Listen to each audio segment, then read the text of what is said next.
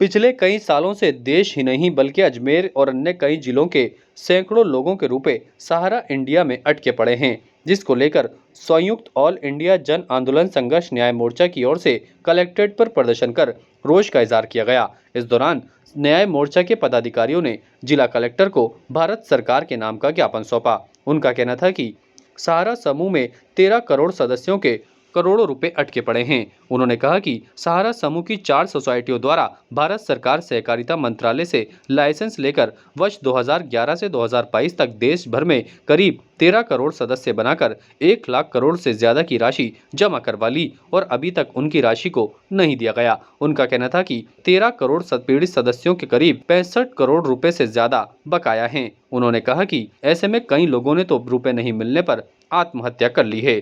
उन्होंने केंद्र सरकार से मांग की है कि जो उनका और सहारा समूह का विवाद चल रहा है उसको जल्द से जल्द निपटाया जाए और पीड़ित लोगों के रुपए दिलवाए जाएं। उन्होंने कहा कि उनकी मेहनत की और जमा पूंजी सहारा इंडिया में अटकी पड़ी है। ऐसे में वे चाहते हैं कि जल्द से जल्द उनके रुपए दिलाए जाएं, क्योंकि वे लंबे समय से जिला कलेक्ट्रेट और अन्य कार्यालयों के चक्कर काट काट के थक चुके हैं। उसके बावजूद भी आज तक उनकी मांगों को पूरा नहीं किया गया। सर, मैं सारा इंडिया में निवेश कर रहा था। मैंने 100 रुपये मेरी मतलब की मेरी टेम्पो चाहता हूँ साहब। मैं टेम्पो से बचत करके मैं सोचा कि बच्चों की फ्यूचर के लिए, पढ़ाई के लिए कुछ पैसा जमा हो जाएगा।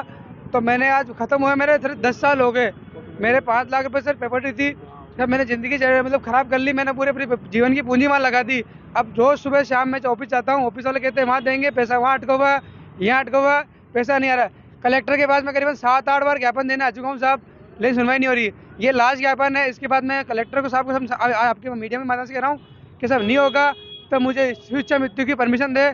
अगर अगले होली बाद तक देवनानी जी भी यहाँ के स्पीकर बन चुके थे, यहाँ विधानसभा के, उन्होंने आश्वासन नहीं दे रहे हैं और नहीं देंगे तो हम इसी कलेक्टर पे आके 1 महीने बाद मैं आत्महत्या करूंगा साहब। जिला कलेक्टर महोदय से यहाँ मिलने के लिए आए हैं, तो वो अभी निकल गए हैं। हमने ज्ञापन उनको रिसीव करा दिया है और हमारी ये मांग है कि पूरे देश भर के अंदर करीब लगभग 13 करोड़ निवेशक जमाकर्ता जो है इस भुगतान से पीड़ित है, परेशान है और उनको जो है सरकार ने एक पोर्टल के माध्यम से लटका रखा है।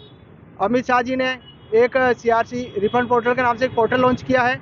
उस पोर्टल को भी करीब 8 महीने पूरे हो चुके हैं, जबकि सुप्रीम कोर्ट का आदेश है कि 9 महीने के अंदर संपूर्ण भुगतान करके और सुप्रीम कोर्ट को अवगत कराना है। उसके बावजूद भी अभी तक जो है केवल गिनती के इक्के दुक्के लोगों को मात्र 10-10 हज़ार रुपये दिया गया है पोर्टल के माध्यम से।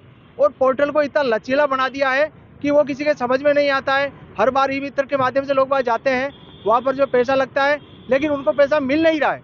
जबकि सारा इंडिया का कहना यह है कि सरकार के पास हमारा पैसा जमा है, उस पैसे में से भुगतान दिया जाए। सरकार जो है उस जमा पैसे को भी भुगतान नहीं कर पा रही है और उसमें खर्चे दिखा रही है। RTI के माध्यम से मालूम चला है कि 229 करोड़ का अभी तक भुगतान किया गया है लोगों को और 245 करोड़ रुपए का अब तक जो है सरकार ने खर्चा दिखा दिया है, जो कि बहुत गलत है। देरी से न्याय होना भी अपने आप में एक अन्याय के बराबर है। निवेशक बहुत परेशान है और अब तक 3 से 4 हज़ार लोगों ने आत्महत्याएं कर ली है परेशान होकर के, लेकिन फिर भी सरकार अभी तक भुगतान नहीं करा पा रही है। ताज़ा खबरों के लिए देखते रहें सरेराह न्यूज। अपना फ़ोन उठाएं और सब्सक्राइब करना ना भूलें।